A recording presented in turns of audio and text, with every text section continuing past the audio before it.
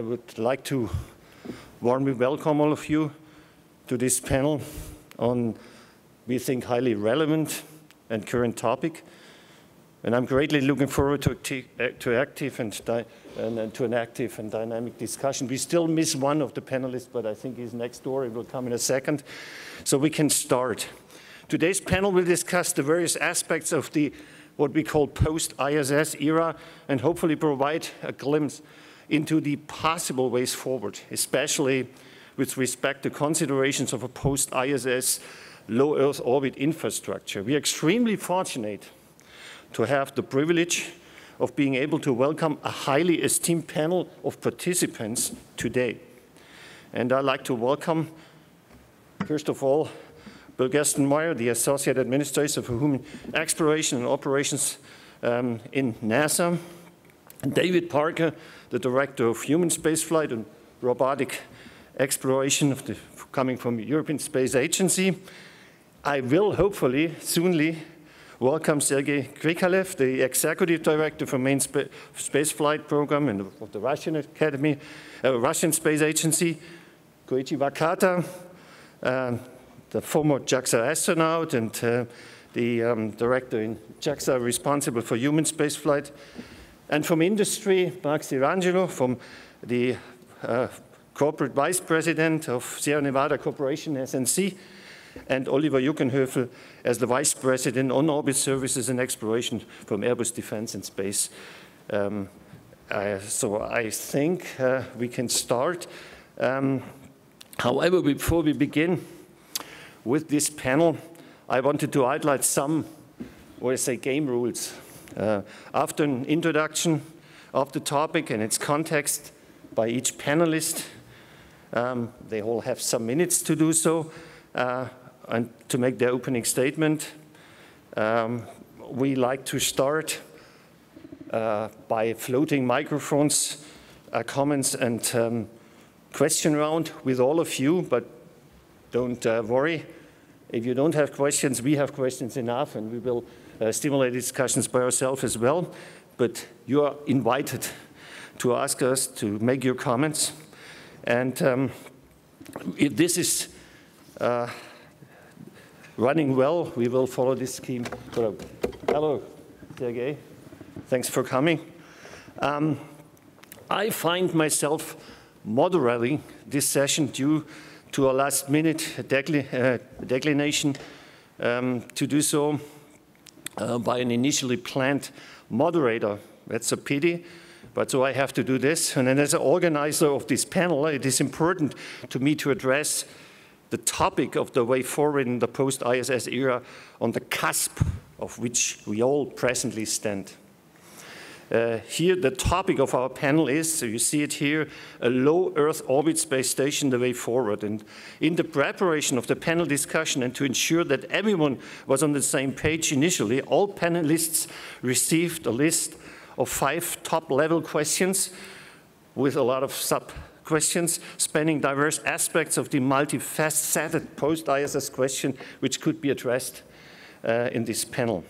And these questions are put here, and you can read it when I go on with my introduction. In my position, I'm truly stuck between the two worlds. I'm both moderator and panelist. Therefore, I feel it is only fair that I begin the panel with my own 5-minute statement and by describing my position on this topic before I hand over to you, because otherwise you could say it's unfair. So the ISS is in a phase where its retirement is imminent. The only question which remains open is when will this happen and to what degree? What retirement scheme will be chosen to implement for this structure is also an important consideration. Discussions in political circles as well as amongst agencies and industry have begun about this phase of decline and phase out, which has a significant impact and repercussions for the latter groups and players, and the discussions have been varied, extensive and intense. Nevertheless, it is very surprising to see that amongst the many issues which have been discussed, it appears that the most fundamental questions of how to proceed in low Earth orbit after the ISS is retired remains largely unaddressed and unresolved. Several pertinent questions spring to mind at this pivotal point. Do we not need a low Earth orbit infrastructure any longer? And can manned spaceflight be sustained without any low Earth orbit infrastructure? Or is future spaceflight to be completely unmanned?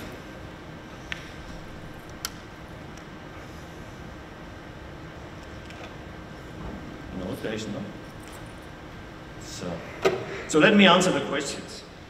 In order to proceed in a logical and stepwise and therefore realistic and sustainable way forward, we first need low Earth orbit presence before venturing to the Moon or Mars. We think so. In this respect, the presence in the low Earth orbit is an essential stepping stone for exploration. A LEO presence is also crucial for the continuation of manned presence in space. Flying human beings to space has to be perpetuated and achieved in some way moving forward, since to give up this activity now would mean to give up manned space presence maybe forever. Going to Moon or Mars with humans being is too expensive at this stage, and therefore we must to stay with humans in LEO at first and ensure human presence there. If human presence in low Earth orbit is abandoned, this will result in a lack of flights to launch humans to space. Furthermore, if funding is funneled into exploration, which would require a significantly greater investment than even the ISS activities now, and astronaut program could become difficult, if not maybe later impossible. Not only international presence, but especially European presence, and I'm a European, would be under threat. Since resources worldwide are limited, a reasonable assumption to make is that available budgets for ISS will remain unaltered. We must therefore work with the present budget currently available when we think about any future post-ISS scenarios. Europe has a fixed budget, and we cannot expect this budget to dramatically increase. We can expect a 5 times budget increase maybe to enable us going to Moon, or a 20 times budget increase to go to Mars in a reasonable time frame. Both, in our opinion, might be, at least in most countries, unrealistic. But with small amount of budgets, contributions are small and extend all plans in time to go to these goals. Commercialization will not help us to reduce these costs, in our opinion, because it can ever only compensate for a tiny fraction of the running costs. By 2024, so as soon as possible maybe, but maybe 24, we need new elements to be developed and launched with a focus on a modular LEO infrastructure. And retiring the ISS will minimize the outlay of currently excessively high ISS operating costs and save the growing costs for maintenance for aging hardware. If we go to the second question, at present, operational costs for running the ISS are extremely high. It is clear that cost reductions must be achieved in moving forward. And given the previously discussed budgets are static and finite, operational costs for new infrastructures has to be at least halved. That is our opinion with respect to present expenditures. Only such measures can ensure feasibility and sustainability of manned presence in low Earth orbit also in the future. A practicable solution would be achieving a cost reduction through new modular LEO structures, allowing for flexibility and currency of hardware, science capability, and applications. Such a modular configuration, and we come to that, would also support commercialization of a LEO infrastructure. With very high costs being a real issue, which also contribute to by aging of hardware and required associated maintenance, the main constraint is the availability of a suitable budget which will be available and guaranteed over the lifetime of any low Earth orbit infrastructure. There's a clear disbalance in the significant investments for ISS to focus on microgravity research, despite microgravity research being a small field of research. In the future, we think a LEO space station should be used for other applications as well and purpose than simply microgravity research, since this is a small science case compared to incurred and required costs. One thing is clear, budgets are both static and finite. Furthermore, a direct relationship between financing of LEO activities and exploration exists. It is obvious that the more money directed into development and realization of a LEO infrastructure, the less money is available for exploration. That's clear. So coming to the question of future LEO infrastructure's benefits, it is an incorrect assumption, in our opinion, that LEO presence is not attractive, because it may not be radical and novel anymore. We must think about LEO structures which could be used for many diverse applications. A utilization change for the future is necessary. Such a paradigm shift should include also Earth observation and atmospheric observation in particular. Creation of a permanently available and accessible international Earth space observatory instead of a current international space laboratory could be one of the solutions. This observatory could be used as a permanent reference for satellites in orbit. And men present in deep space can only be achieved with LEO presence in orbit. Therefore, we have to ensure that there is an infrastructure, as we said, in LEO after ISS is retired. Only then we can ensure and support sufficient flight opportunities to prepare us for long-term human presence in deep space. This means that we initially need to start as soon as possible to plan for a new low Earth orbit infrastructure, while also ensuring that it is significantly cheaper than the current one. This would then allow us to direct the remaining money directly into deep space activities, and only then. Here, the order of logical actions is critical. First, plan for a LEO infrastructure with known costs, and secondly, develop a space exploration in whichever direction desired. And now let's come to the question of current exploration. This was the last question. I think whatever you see is, of course, scientifically attractive, but it's only possible if we do it in a reasonable time frame with reasonable budgets. While it is nice to ponder over elaborate missions, technical plans for spacecraft to take us to faraway places in order to be realistic and feasible given the various constraints previously discussed, all of the latter criteria need to be met. If one element is missing, then there will be no success. Our answer has been worked out in a case study and resulted in what we call the DLR Orbit Hub. This is just a case study. From today's perspective, this is my concluding remark now, perhaps we would need a very long time to go to Mars. Let it even be a little less 20 years to go to the moon. Today, despite a lot of talk and discussions, no mature plans and no mature budgets are available so far. No clear and concise roadmaps exist. I think this is a disappointing situation where so many promises are made in the past and still today, and the right concepts are discussed. But behind the discussion, the facts to true feasibility are not determined.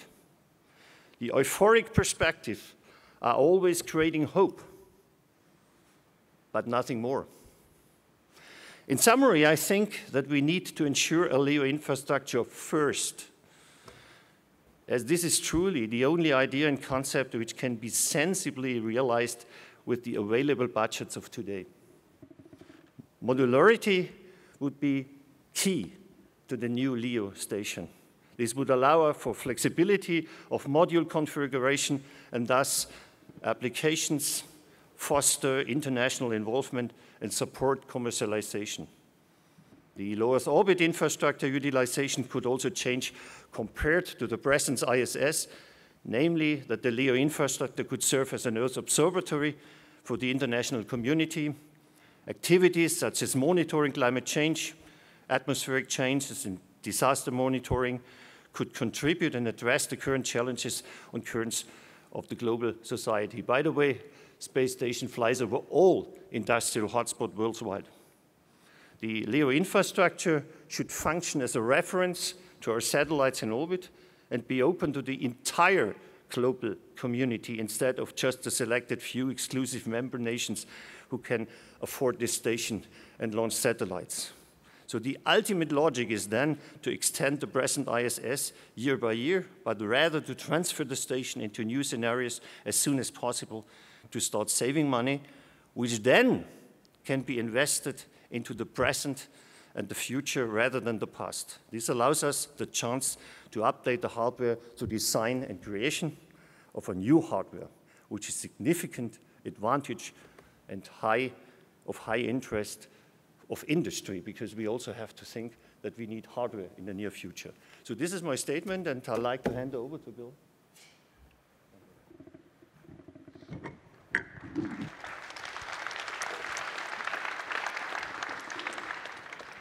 Does this work? All right. So now I'm motivated. With that wonderful vision of the future, of an unaffordable infrastructure in space that is essentially draining the inspiration and all the hope out of the world, called space station, and we can only deorbit it as soon as we can so we can begin a new modular architecture. This is an awesome way to start today. Okay. So I would turn it around absolutely opposite of where you went. And I think our first thing needs to be is look at what we've got in space station and not what we don't have in space station. In space station, we have probably the most amazing research facility that mankind has ever known and probably will ever know in the future. And if we don't spend every effort we've got to figure out how to use that space station in the most creative way to spur industry, to spur research, to spur commercial sectors, we have lost a tremendous opportunity. So I think our first focus is not focus on what we have to do after station or plan other pieces. How do we take the energy we've got today, take this wonderful multi-nation spacecraft and actually use it in an even more productive way than we are today? So I think that needs to be our focus as point one.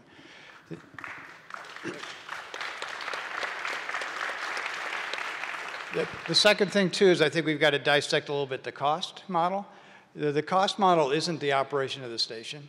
The cost model, basically what we pay for station today, actual operations of station on orbit, the maintenance of the hardware in orbit, is probably 800 to 900 million per year. The largest cost for station is transportation. So this modular architecture you lay out, I'm not sure that it buys you any savings in the area. The thing we need to look at is the transportation model. I think the other thing we need to think about as we think about other stations in the future is they don't all have to be like this station. Do we need a permanently crewed station? Do we even need a station that stays in orbit all the time? You know, we've got some capability now. When Cygnus completes their mission, they undock from station and they can go do another separate mission away from station. As Dream Chaser comes online, and Mark will talk about, he has a potential now to have a temporary station in orbit doing a function in a variety of inclinations, doing things a different way, and then that returns and you can do things, reconfigure, and go back and fly again. So I think there's other architectures in the future that don't have to be modeled like we have today.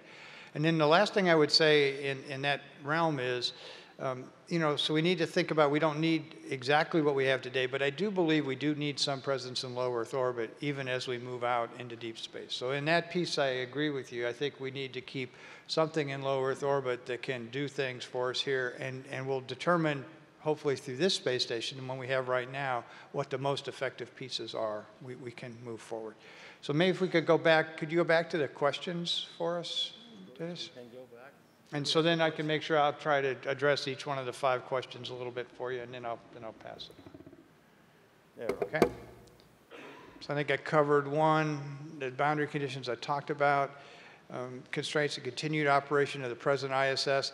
Again, I think the other thing is the maintenance on the current ISS is not nearly our projections. We're not having a big maintenance backlog. The repair is not there. The performance of the systems on station is very well. So there may come a point when that maintenance starts kicking up and we need a lot more maintenance, but that's not there today. So that's not a driver to us.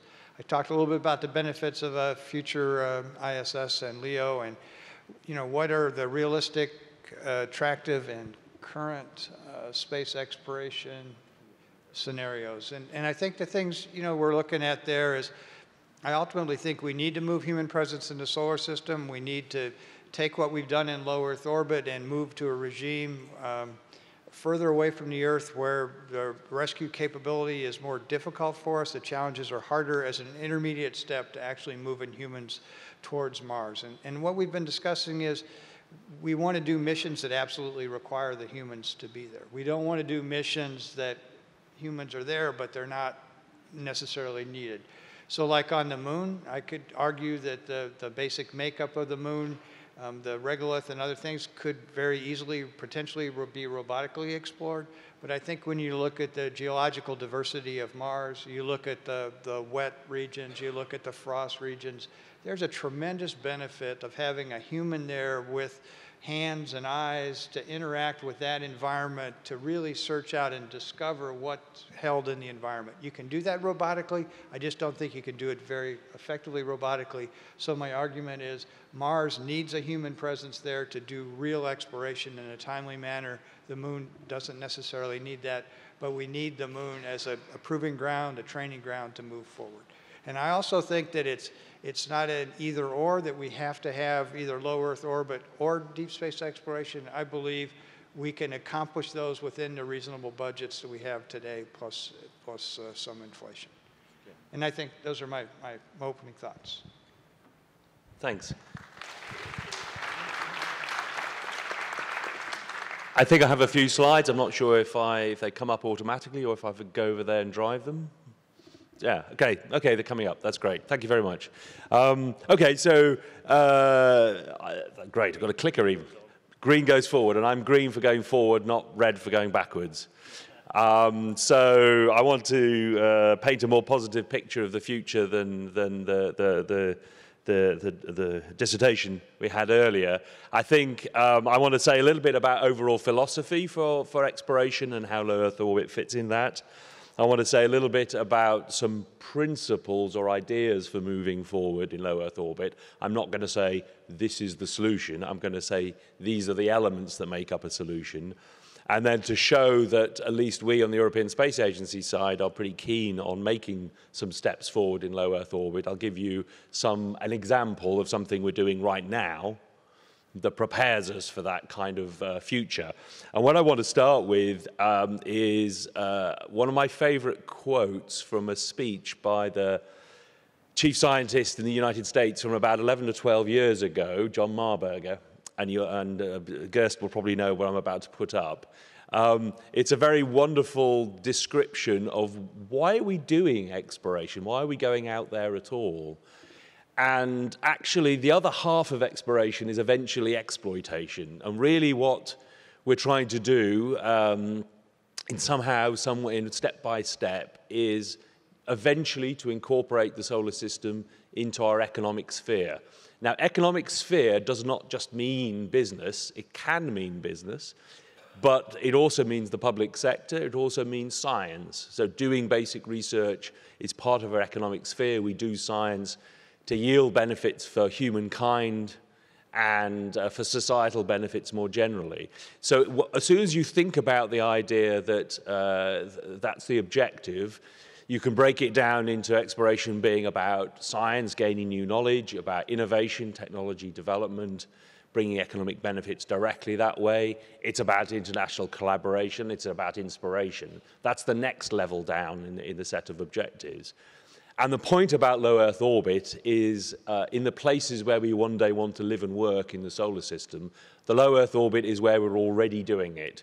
Humankind has been working in low Earth orbit now for, very soon it'll be for 2 decades, let's say, and we're going to carry on doing that in the future, I have no doubt. Now, the challenge is how we do that and prepare to do that, and also go forward into the solar system to the pioneers that go outwards.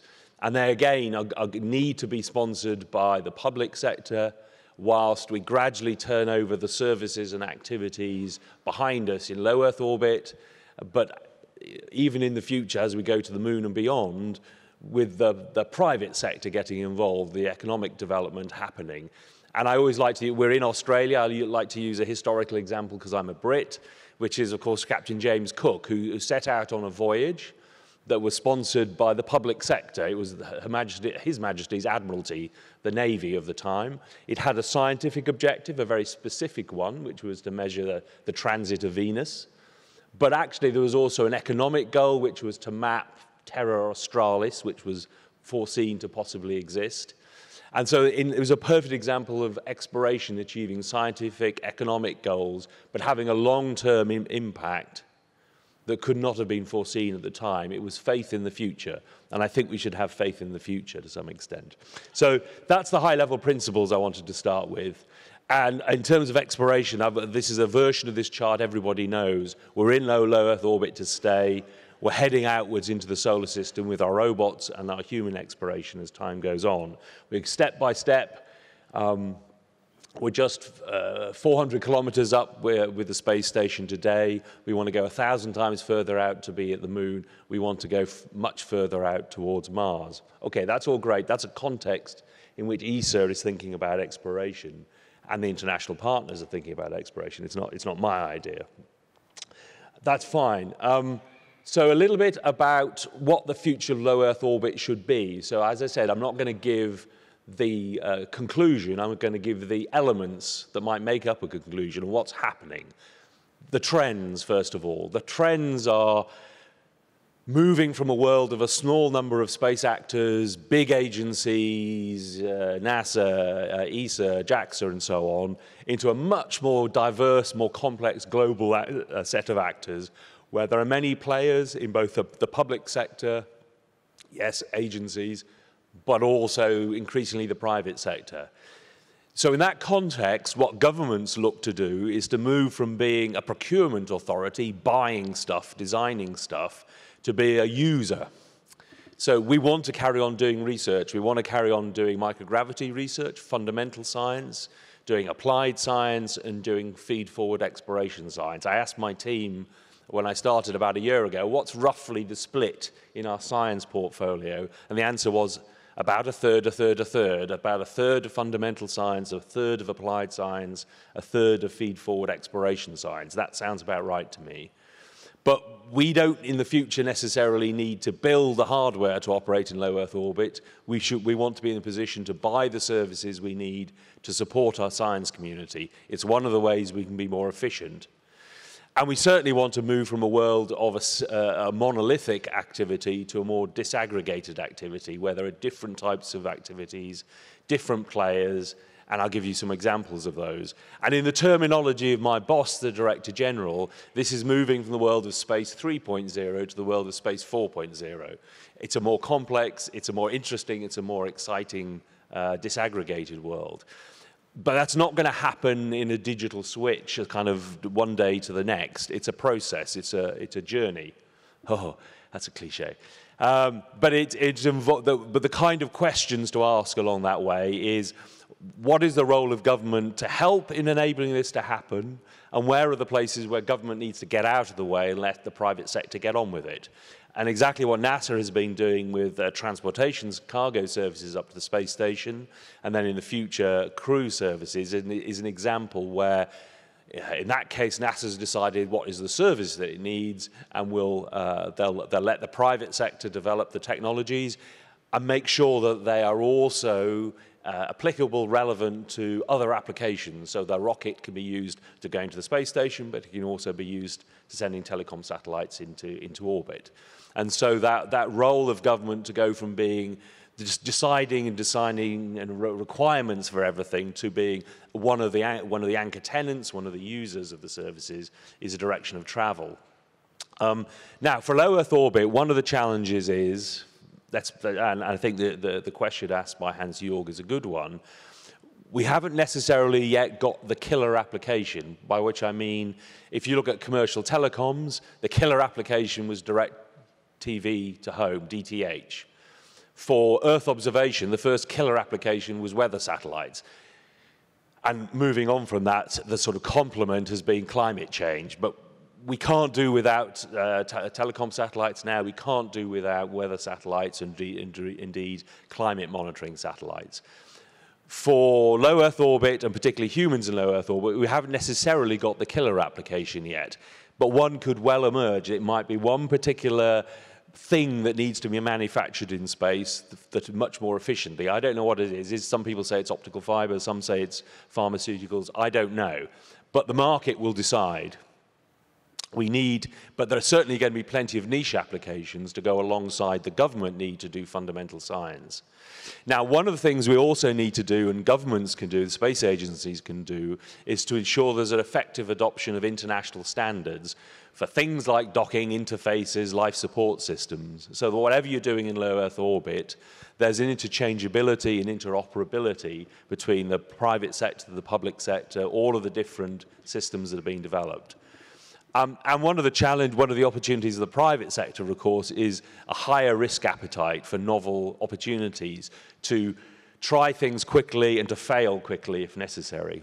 And that, as we get into this world where accessing low Earth orbit is easier, there are more ways of doing it, there's the chance to try out more things more quickly.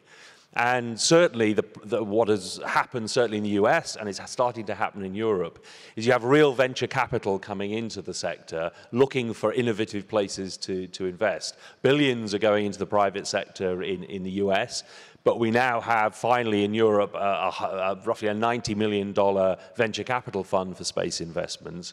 And so there are people looking to invest in the good opportunities. So we have a good chance to move forward. So in my view, this is the elements of the future, and they're conditioning factors of what the future might look like. So finally then, what is ESA doing to try and prepare for this? Well, the first thing, and the pictures around this slide show you some of the opportunities that are out there, and I'll describe them in a minute. But we've decided to put out a permanently open announcement of opportunity for co-funded studies of a post-ISS platform or business models. So we're not determining what the answer is. We're saying, you business, tell us what the opportunities or business solutions you have, and we're ready to co-fund the study of those in order to prepare for this post-ISS future. So the pictures show examples from the US, the US company that happens to be interested in developing a commercial module to go up to the space station. The Chinese space station, which will be up there in the early 2020s, offering another platform in low Earth orbit. Mark and his team working on Dream Chaser, but there's an interest in Europe to exploit and benefit from the Dream Chaser technologies. Within ESA, we're developing an uncrewed vehicle for operating in low Earth orbit to do microgravity science, Space Rider, designed to go on a small launcher, Vega, and build on the IXV technologies. The point about the slide is to say we're going from a monolithic solution to a multi-element solution for the future. And this is not just talk. We are doing it. We've had an AO for commercial activities in low Earth orbit, and the first of these is going to happen next year. It's small, it's modest, but this is what we need to do, the steps in the right direction. So it's a thing called ice cubes. What is it? It's the opportunity to break down one of the problems, the challenges people put up against the space station, which is it takes too long to get your experiment aboard.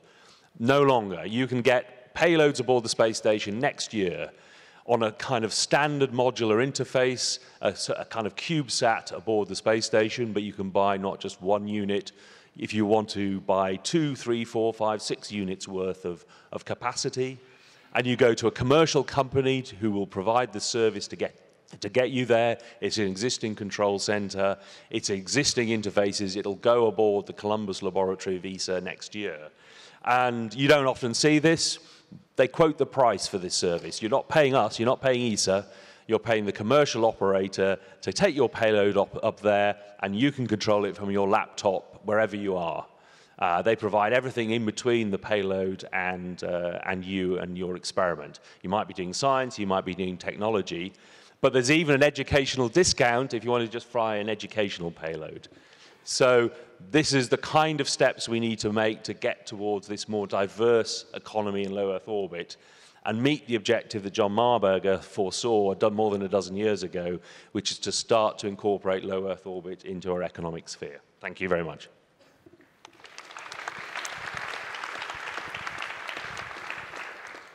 Well, time is running fast, so probably to be sure that everyone will tell their opinion, I will try to be quick.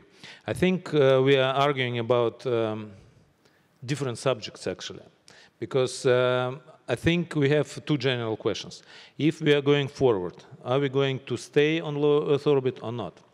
And it's like, it depends on what task you are setting. If you are going to fly and set, I don't know, set of equipment on the moon, you probably don't need it. You probably don't need even moon orbit, because in this case, direct mission would be most efficient way to do this. If we are going to continue moving on this road, then we need some kind of different steps. And it's probably some analog how you are paving road from, I don't know, from one city to another.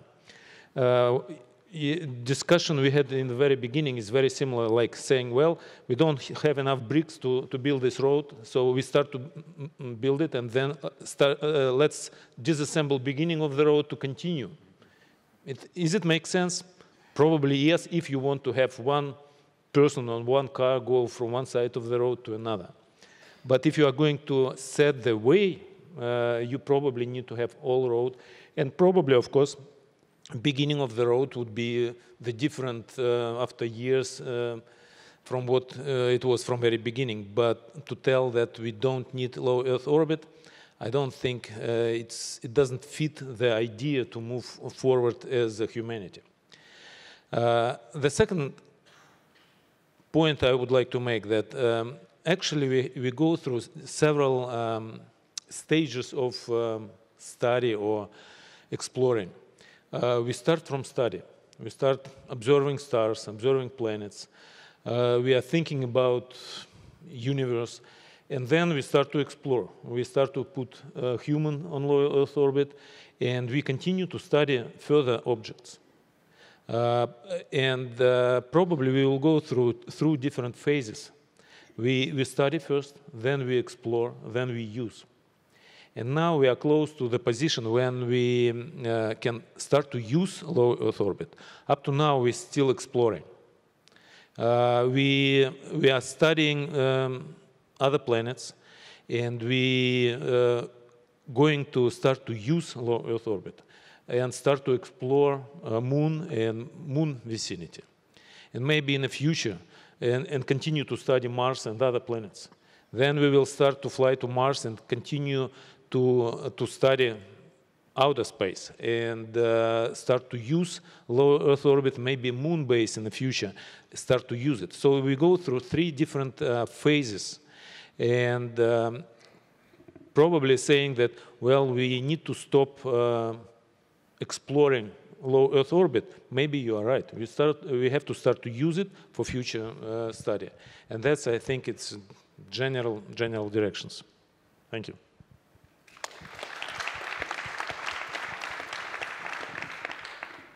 Good afternoon. I am Koichi Wakara of JAXA, serving as ISS Program Manager. I have only one chart. First of all, although we're talking about the post-ISS LEO, but since next March, on the 3rd of March, we will be having in Japan, in Tokyo, the International Space Exploration Forum #2. And of course, we support the exploration. And going back to this low Earth orbit discussion, by the way, we expect cabinet-level members of governments of each country will participate in this Tokyo ISF2, and we'd appreciate that your support. And going back to this low Earth orbit, post-ISS, as Dr. Dittas asked, what is the post-ISS? I think it is how we use the low Earth orbit asset post-2024. Of course, there are many options. I guess there are several options.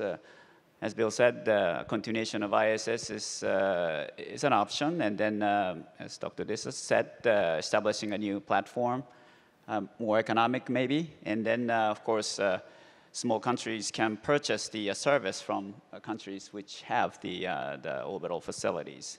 So we have to include all of these options when we talk about the post-ISS. That's probably the definition of ISS. But I think what is important is to share the benefit, not only science and technology, but also educational, societal, entire general concept and the benefit that needs to be shared by all the countries. And with that, I think we can proceed on to the next step. Here, I have a chart that shows the step-by-step approach in the exploration. And we are now looking at the utilizing the low Earth orbit. The launch of the Kibo module, the Japanese module, was in 2008. So it's about 10 years after the first launch of the Element. So we are now in the stage of maturity of the Kibo operation. And it took us this long for us to be able to gather or accumulate the knowledge how to efficiently utilize the microgravity environment.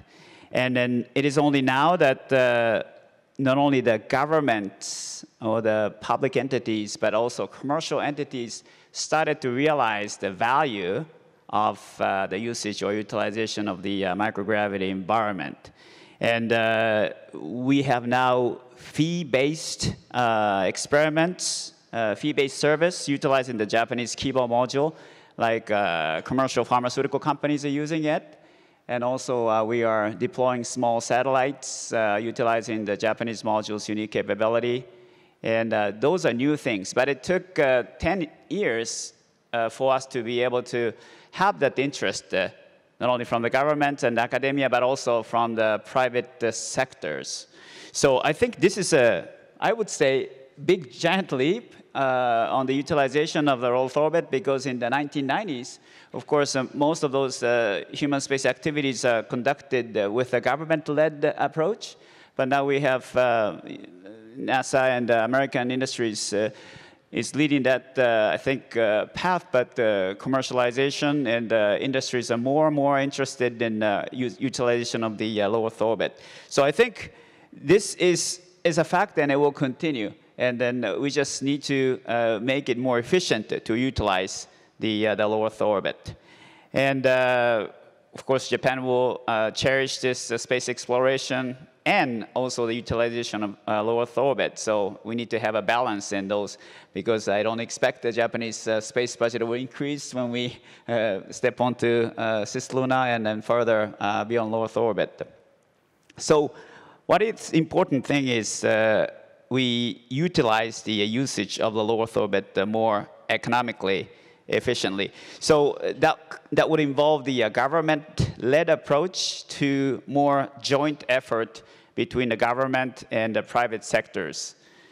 And as Bill said, the majority of the expenditure on the human space exploration is on the transportation, and that is true. That's why we recognize the necessity to reduce the cost of the transportation.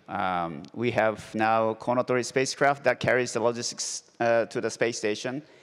The next one is scheduled to launch next year, and we have 3 more launches with the current configuration. But after that, we're developing a new vehicle, HCVX. The main focus of the vehicle is, of course, interoperability, but the reduction of the cost to launch the similar amount of logistics to the space station, but with a much lower cost. So this kind of effort is very important, and that's what we are doing. However, again, we need to share the benefit of why we stay in low Earth orbit, and then why we continue our exploration beyond low Earth orbit. And this is something that we have to keep asking. And as we explore, as we step onto further beyond low Earth orbit, I think this is cislunar deep space gateway, and then further activities will be conducted in a step-by-step basis. But at each step, we need to, I think, share the achievement and the benefit before we go on to the next phase of the exploration. Thank you.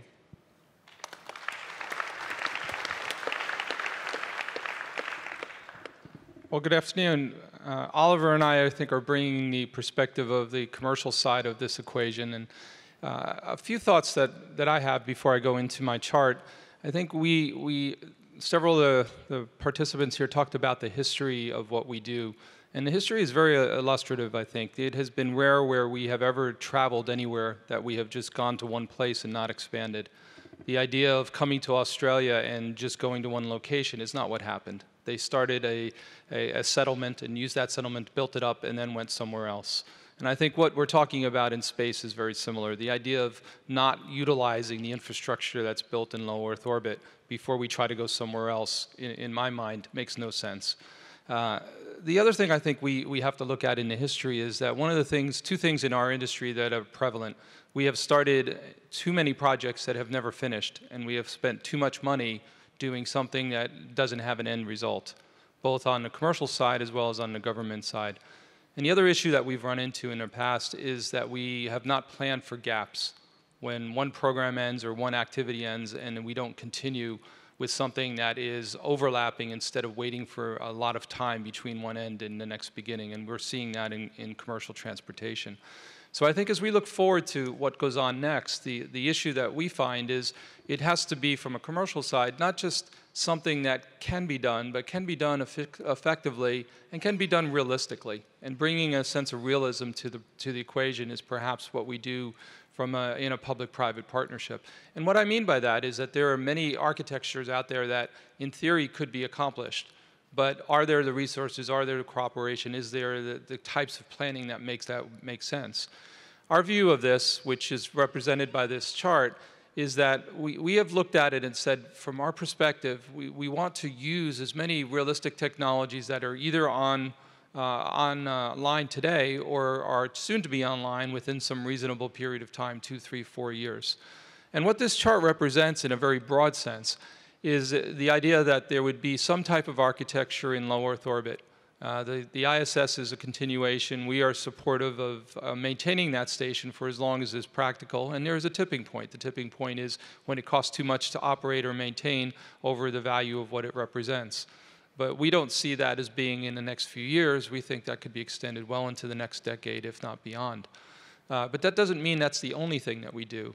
One of the things that Bill had mentioned earlier is that we are developing Dream Chaser not only to be a transportation system, but also to be an independent laboratory.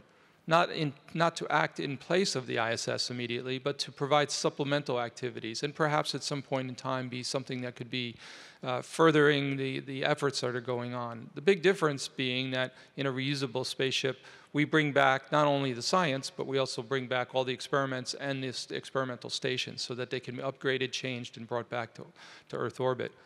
Similarly, we are now engaged in the beginning parts are doing our next step gateway, which is the concept for how we might do some type of alternative architecture, not just for deep space activity. In our mind, it could also be for Earth activity. The same architecture that we're designing that someday could be a station that orbits the moon or Mars or some scientific point out in space can be that same architecture that continues on in Earth orbit, both as a waypoint for the steps for exploration, but also for Earth observation, Earth manufacturing, and Earth scientific activities.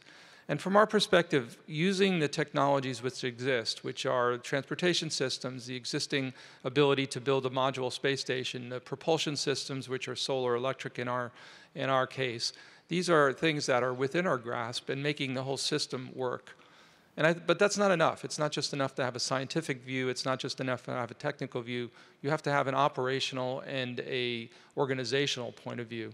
And what I mean by that is the relationship that we currently have with NASA in this public-private partnership is one that works very well, not just for us, but for the other companies, where there is a sharing of investment, a sharing of risk, a sharing of activities, and I think a realism about who should do what in the future. It is not practical for a commercial company, in my mind, at this point in time, to explore Mars solo, nor is I think it practical for any one country to do that.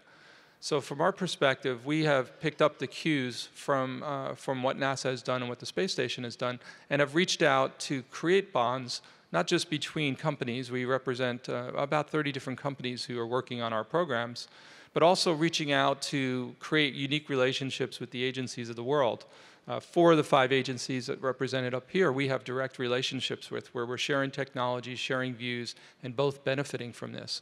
So I think as we look forward to the next level of architecture, we tend to focus in on technical side, but oftentimes what stops what we do is the political, organizational, and the practical side of how do you actually go out and fund and do these things. And I think bringing a sense of realism to that is quite important.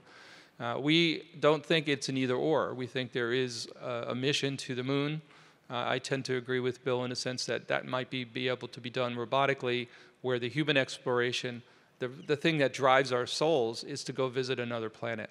And the idea of being able to do that in a cohesive way, in a cooperative way, in a global way to Mars is something that we think is within reach. But it is not something that can be done in one step or even by one organization. It needs to be done by a collaborative and in our mind, a modular architecture that makes sense. So we are quite supportive of that, and we believe that the direction we're heading in right now is to balance the idea of what we could do with what can be done, and most importantly, not to create programs where billions of dollars get spent and don't have an end result, but at the same time create programs that actually do move us forward and move us forward in a realistic way. Thank you.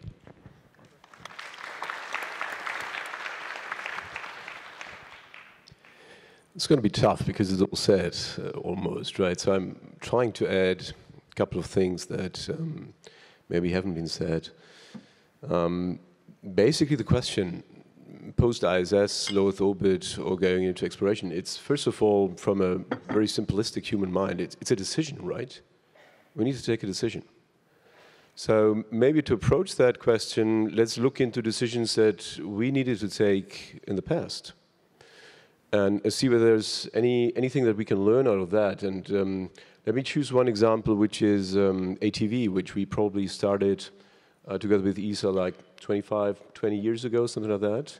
And the decision to build something which is as unique as that and that big, and then to stop after having built 5, I guess that was a quite tough one. And I'm pretty sure that those who decided had willingly, knowingly or not, in mind, if I stop that, I will not be able to do it again. And it's true. Today we cannot rebuild it because of obsolescences of parts and stuff like that. But look what happened. When we were still thinking, my God, we cannot build it anymore, there were others doing that. And there were others in parallel, and there were the newcomers who did that, and who probably did that better if you consider cost an asset, if you consider other aspects than we thought about when we designed the ATV, right? The station at that point of time was at a different phase, so we didn't need all that anymore that we had in mind 25 years ago. So there's a lesson learned aspect in there as well. So there's a trend that we are worrying about decisions, and we shouldn't worry because it's going to happen in any case. Maybe it's not us, but it's going to happen, right? The second example, we're also building satellites, so telecommunication satellites.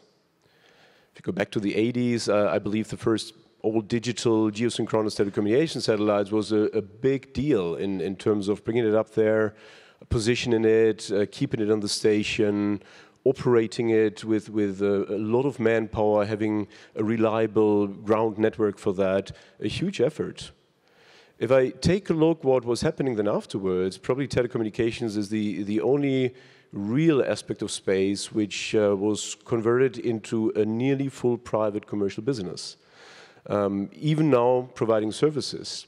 But if I take a look at this year, I think to date there were 3 telecommunication satellites, geosynchronous satellites, being sold. So in good years, we're alone selling 8, and we're not alone in the world, right? So it is really a bad time for selling and servicing these huge satellites. And it's clear because there's a technological advancement. Nobody's watching TV anymore. Everybody's going for Netflix, so this is different, right? So now it's a tough decision. And all of a sudden, these mega constellations of low-flying, small, cheaper satellites are appearing. Not only CubeSats, but also something like OneWeb, so it's sort of a medium class of satellites. And now if I put myself again in the shoes of a decision maker, of an operator of what we build, it's a tough decision. What do I invest in? I mean, for the constellations, we had that already back in the 90s, and the first constellations, Globusa, Iridium, they all went through Chapter 11, and then they were sort of nurtured by military applications and some other applications to stay alive, right? So they're still existing, but it is difficult to take that decision. And is it today the right decision to go into a LEO mega constellation or to invest into the next generation of comm satellites on geosynchronous? It's not clear, but all of a sudden we see that to help you in taking that decision, there is something new created. We call it the TARC. It's basically a refueler of orbital infrastructure that allows to prolong the lifetime of that infrastructure. So, hey, there's a grace period. You don't need to decide right now. Wait for the next rebirthing of technology, or wait until you have seen whether OneWeb makes sense. And then you can take your decision, right? So also here, tough decision to be made. And sometimes solutions disappear, but all of a sudden there is a different solution that is offering the same thing. So again, why do we worry? It's going to be there. Maybe it's not us, but it's going to be there. So if I transfer that now into the space station, the ISS, and the post-ISS scenario, I don't even have to think about it, because if I deduct it from there, it's going to be there. It's going to be there. And then one of you said, it's not in our nature to go somewhere and then to leave. Typically, we're expanding in the sense that we're staying and we're going further, right?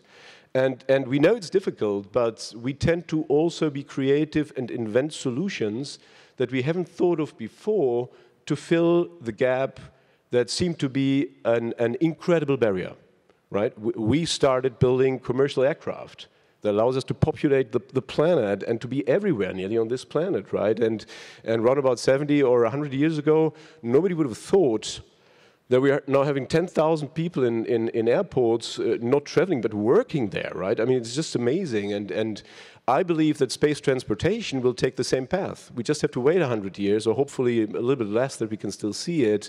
And maybe the Dream Chaser is a good vehicle because it looks like an aircraft and has special features. But it also means that if we do that, then we need to go somewhere. And I believe that we will have low Earth orbit infrastructure, because we've been there and not staying there. And here I'm fully with what Professor Dittes was saying. Not staying there will mean we're losing a capability. And that is not in our nature to educate something and then to lose that capability just to do something else. That doesn't make sense. So that will happen. I put you a picture here. We call it Bartolomeo. It's an invest that we're doing. We cannot do it alone because we're plugging this invest into the house of somebody else, right? So it's on Columbus, it's on the space station. Now, I'm not going to explain how it works. It's very similar to the IceCube concept, where you can bring commercially people on that station that haven't been there before. And just this morning, I've seen a couple of Australian kids from a school here in Adelaide, youngest 11, oldest 13, and they do have a great experiment. They have a small cylinder 3D printed out of titanium, and they're going to be one of the first flying to that module there. So that's great. There's only one downside. I had to calculate a business case in order to invest in this. And my business case goes until 2028. So, gentlemen, if you're stopping in 2024, which one of the charts was suggesting, I do have a problem, right? And I'm not worrying about that. I'm really not worrying about that, because either we are going to prolong that, or there's going to be other smart guys like Mike Sofrodini with Axiom, where we are talking on potentially we're just unplugging it then from Columbus, and then we're plugging it on something else, right? So I need to take a brave entrepreneurial decision and do it, because if I don't do and think too much about it, I will never do it, and that's not in our nature. I believe that, right? So there's going to be a life after the ISS, and it's going to be a great life. I'm not going to expand on what we are doing there, because we will see, and we will do many, many things. I'm pretty sure about that. Now, nonetheless, it's a very critical and serious question. Do we go for exploration at the same time? And we've answered the question already, because Orion is going, and we're preparing for launch. that is already a fact.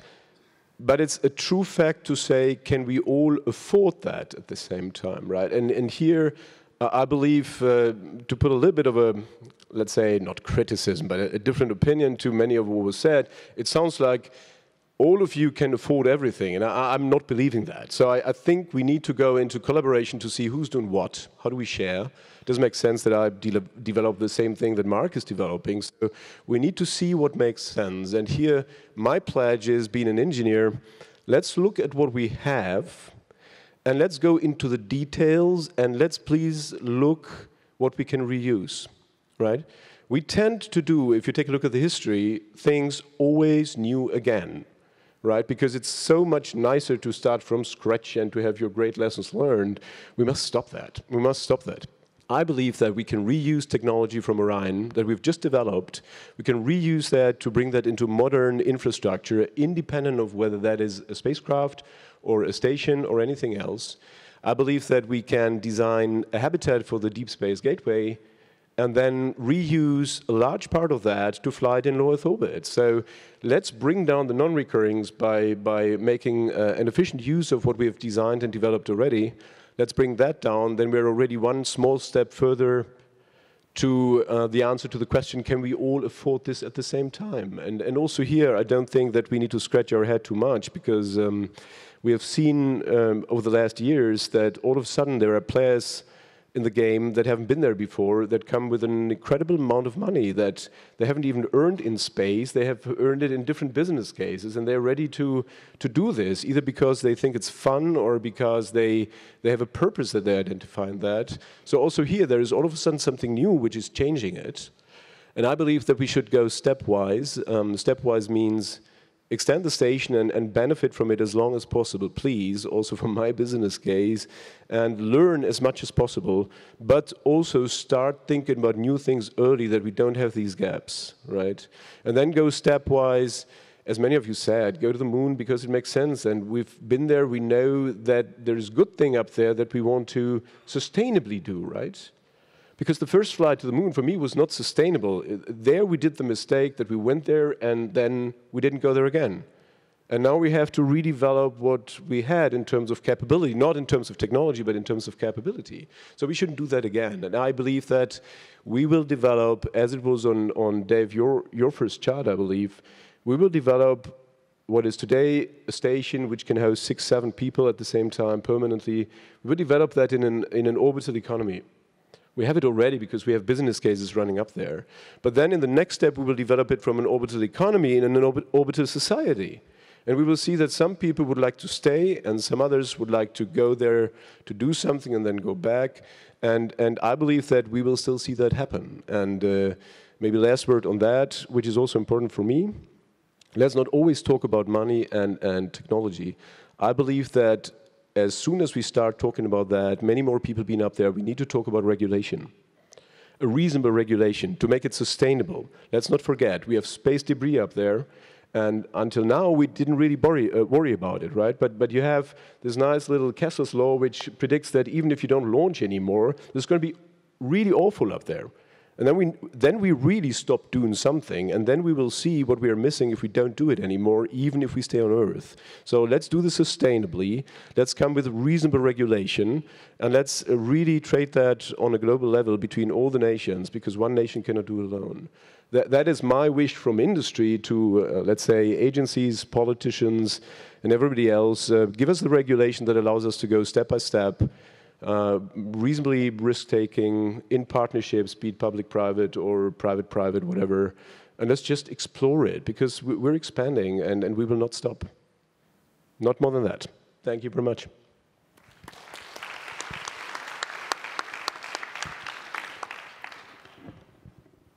So time is running down, and this was a long round. We blinded a little bit shorter, but if there's any comment or question, please direct to us. There is one, and then we should start this round now. So please tell us your name and ask your question.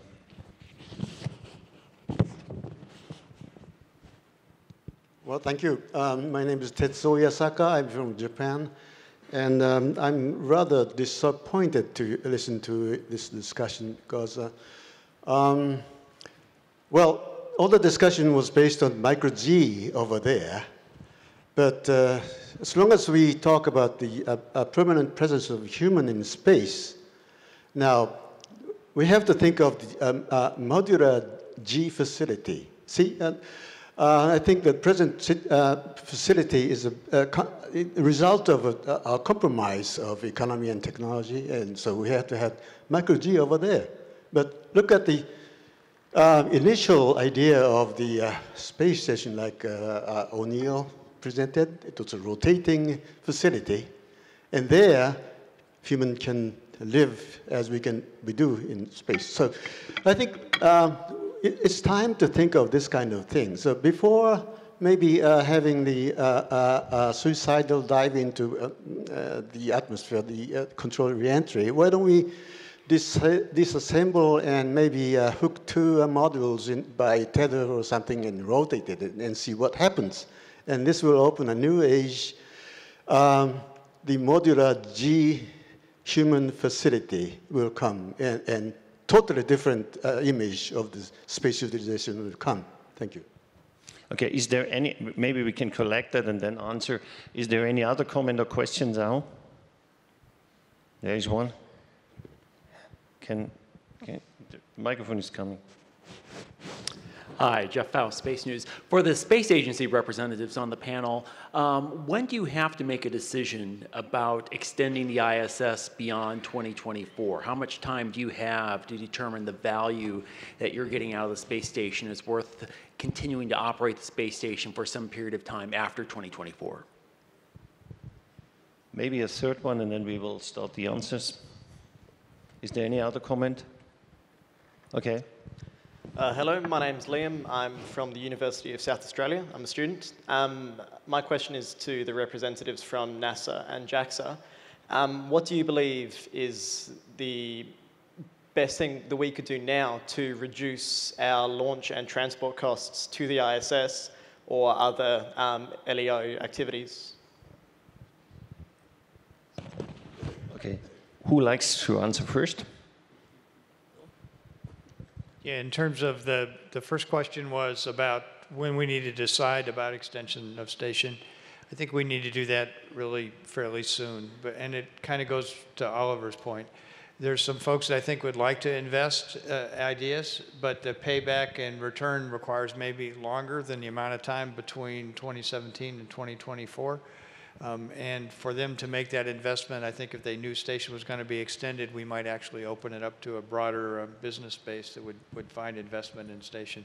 I think the reality is, you know, we can run till later to decide, but I think the later we do that, we cut off that potential future market and potential future uses. So I would think 2028, 2018 or 2019 is probably the right time, next year or as late as 2019, but not much beyond that. I'll see if David or anyone else has. No, I think I would agree with Bill on that general point. And I think in terms of, there's a question about reducing transportation costs. I mean, that is clearly happening and being driven by as much the commercial market, but also NASA effectively acting as an anchor tenant for in the case of the US vehicles.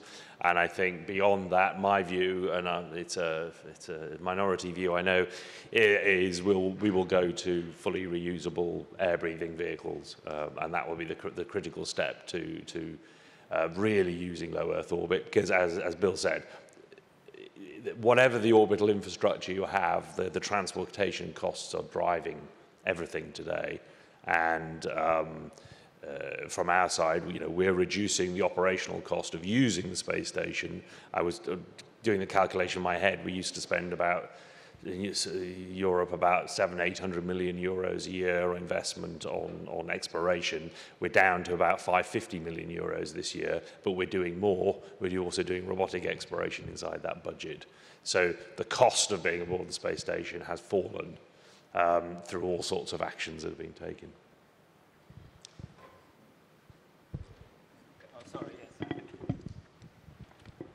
Yeah, I agree with the time frame of deciding for the extension, concerning the extension of the space station beyond 2024. However, I repeat myself, it's very important for us to share the benefit, actually understand clearly what the benefit we have so far created ever since the start of the International Space Station, if we really want to continue the operation beyond 2024. I hope that's going to happen, but we really have to clearly understand the benefit, as I said, the scientific, engineering, societal, educational, all the general interest. And then also, as far as the question about the reduction of the cost of the launch, the logistics supplies, yeah, that's exactly what we're doing. And we have to reduce the cost. US companies are doing the same thing, but for example, we are launching a new H3 rocket, and we are trying to reduce the cost of the rocket by half of what we have on H2A and H2B series. And by sharing common parts between the different rockets, and also HTVX, the new logistics vehicle, we're also trying to do the same thing to reduce the cost. And that's not an easy task, but that's what we have to face to reduce the operational cost. And also, as far as reducing the cost of operation, we're really focusing on this robotic or remote control and also automation, autonomous operation. For the cislunar mission, we will not have a permanent presence on board the asset, the crew members, so sometimes we have to operate everything automatically, autonomously. And we are using the space station, the Kibo module, to demonstrate the technology to develop that automation. Like, we have deployed 198 satellites from the Kibo module, but most of the airlock operation and robotic operation is completely done by the ground. And also, we developed a new camera that will look around the space station to take pictures. We used to have, Sergey and I took a lot of pictures on board the space station as a photo documentation task. But that takes a lot of time, so we're using a small robot, a free-flying drone, to do the same thing. So this automation, robotic, is a key to reduce the cost, operational cost as well. But maybe another way to reduce cost of operation would be to make crew more autonomous. Because can you imagine that a big jet will fly from one city to another, and hundreds of people on the ground will read telemetry from the engine, read telemetry from the structure. And for first study, first flight, it makes sense. But now we have more and more experience, and I think we repeated already for years that even for future study, we need to do crew more self-sufficient. We need to process data on board. We don't need to ship everything on the ground and make decisions on the ground, because even robotic missions, it's cheaper in space, but more expensive in general. Because again, if a big crowd of people will sit on the ground and program this hardware, it might not be cheaper. So for some tasks, humans are actually cheaper. It's common, I think, mistake when people say, well, every time we send a human, it's very expensive program. It might be true, but not all the time. And I think a good example was Hubble mission. It was mostly robotic mission, but if it would be done differently, if it would be not capable to be serviced, then probably efficiency, and efficiency is actually a ratio result to cost, would be very low. And because it was done differently, sometimes with human on board, it can be more efficient. Yeah, sorry, I have to ask one more question about Professor Asaka's question about the 1G or partial gravity. And yeah, that's a very interesting question. We don't have that capability on the space station. So I think a lot of people are looking into the possibility. As a matter of fact, we are studying that feature on the new HTVX. Of course, it's just a study, but we're trying to see if it makes sense to have that kind of capability, artificial G, to subject the humans in the non-zero G environment in space to conduct a variety of research. Thank you. Just want to add one small thing on the launch cost. Asking the question of the launch cost is a classical question in my view, because you have a product and you're asking how can I make it better. From a business perspective, take a different perspective and see the overall value chain. Let's assume the launch cost cannot be reduced. Then what do we do? And here we're investigating in things where we're saying, let's take a look at what we want to launch. If we want to launch a satellite, we're basically designing that to survive the launch. So that is sort of a stupid thing, right? I mean, you don't design it for the purpose, you design it to survive getting where it's supposed to function. So if you can change that value chain by, for instance, launching raw material, which is very robust against the loads that, that the stuff will see during launch, and then do it up there, that could be a smart way of doing that. Then you can have significantly lighter structures, reduce the weight, and in the final end, maybe it would also help satellite building industry to get rid of clean rooms. $500,000 for a reasonably equipped clean room per year. I mean, if you can save that, that's the whole value chain that you need to see. And in such a value chain, to be honest, I don't know. I haven't calculated it in detail. It may make sense to launch a human being up there and introduce new costs, but reduce other costs. So we want to try that by integrating a satellite in orbit and designing it for completely different features, but certainly not the launch load. And we're going to see whether it works or not, and whether the effort is worth doing it. But I also believe that this will come. We still have 10 minutes before we have to close, but so I'd like to ask you a short question before we finish here. I think we agree that we need low Earth infrastructures to prepare what we like to do in the future. But it is not only after 24, it's not only after 28, it's for a long time.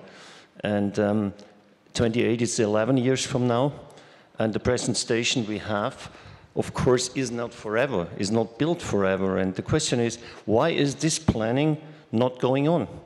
I mean, this would be the obvious question if we agree that we have a station after 28. Planning's going on. We have a congressional report that's due in December that talks about what we're going to do beyond the life of space station, and we're in the process of doing that now, and we'll review that with the entire community.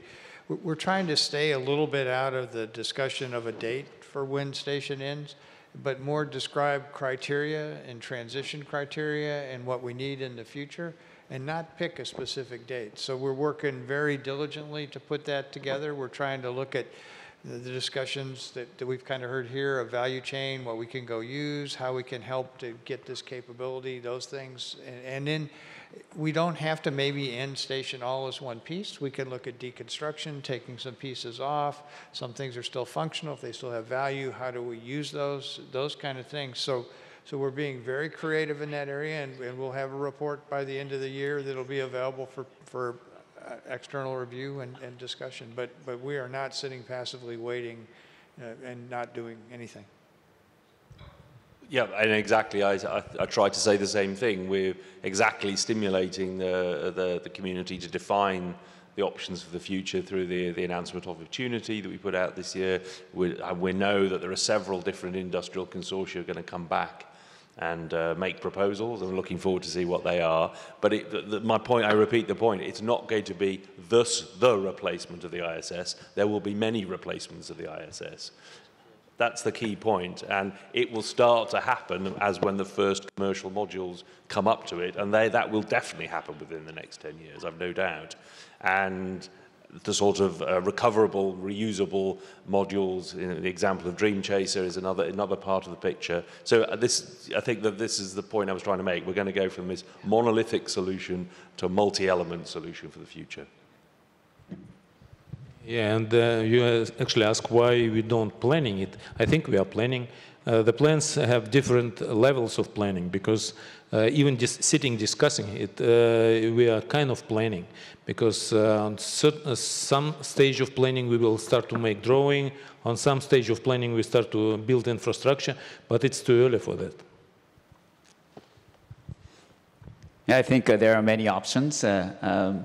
So not only the continuation, but I think I will see a lot of possibilities, probably non-governmental, completely private space stations. And here we have those companies who are willing to do that. And for JAXA, as I said, HTVX could be used for not only for servicing the space, the logistics carrier to the space station, but also it could it could serve as a service module for future low Earth orbit the station. So there are many options, and I hope to see more and more potential space station builders coming up. One of the, from an industrial point of view, one of the interesting aspects that have been developed, as we mentioned, is this idea of public-private partnerships. But to deconstruct that a little bit, the operative word is partnership there. And in a partnership, the operative word is trust. We, from an industrial point of view, are investing a significant amount of money, which reduces governmental risk and provides a true path going forward. The requirement of that, though, is a long-term vision. As was said here by Oliver, our planning goes out to 2030 right now for the investment that we're making in Dream Chaser and the infrastructure. And we have to believe that not only is there an industrial path there, but there's a partnership path there. And that, from our perspective, requires cooperation and discussion with our government partners to say, how do we, and as David said, it's not a single transition. It's a multifaceted transition. The only reason that we're investing into this partnership is because we believe there's a path here to be able to have a long-term ability to return at the end. I think that's another thing we also ought to think about too, is we talk a lot about the hardware and things we're doing, but on the government side, there's things we can do to incentivize and help the private sector, right? We're trying to give intellectual property in the US to anyone that does research in space. They own the industrial property for what they developed in space. There may be tax incentives, a microgravity-free research zone where there's no tax on the investment spent on developing spacecraft and space vehicles. I think we need to give some certainty to industry about what the government can do to help incentivize them to take these risks that Mark and Oliver both will need to take for us to be successful in the future. So I think there's more than just the hardware side. We also need to think about the regulation and environment to where we can actually create an environment where we're incentivizing the private sector to do more investment and take bigger risk. And that's exactly right, Bill. But people ask me all the time, what is the thing that I fear most in what we do? And the typical answers are the technology or the ability to complete, or that's not really the answer. What I fear most is abrupt change, where one day we wake up and all of a sudden our governmental partners decide they don't want to do this. And it's a change in a period of time where we're planning for a 5 or 10 or 15-year horizon. We have no ability to control that piece. We can fail or not fail on our technical capabilities. Maybe my spaceship will fly or not. Those are things that are known risks, and we understand that.